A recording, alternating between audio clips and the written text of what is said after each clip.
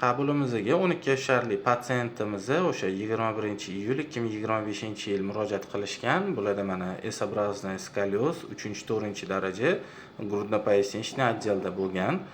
Bularga o'sha paytda lecheniyani boshlaganmiz, hozir ko'rsatamiz. Hozirgi kunda qanaqa o'zgarish bo'ldi. 12 dekabr 2025-yil holati, ya'ni shu kunga kelib mana deformatsiyalarni ko'ryapsizlar.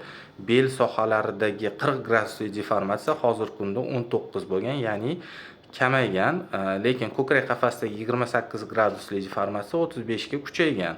Bu tabiiy holat. Nimani hisobidan? Ya'ni bel umurtqasi to'g'irlanayotgani hisobidan ko'krak deformatsiyasi salgina kuchayyapti.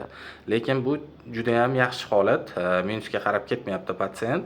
Endi xudo xolisa biza bergan tavsiyalarni to'g'ri va to'liq amal qiladigan bo'lsalar, patsientimiz xudo xolisa skolioz kasalligini hech qanday operatsiyalarsiz bemalol yengib o'tishimiz mumkin.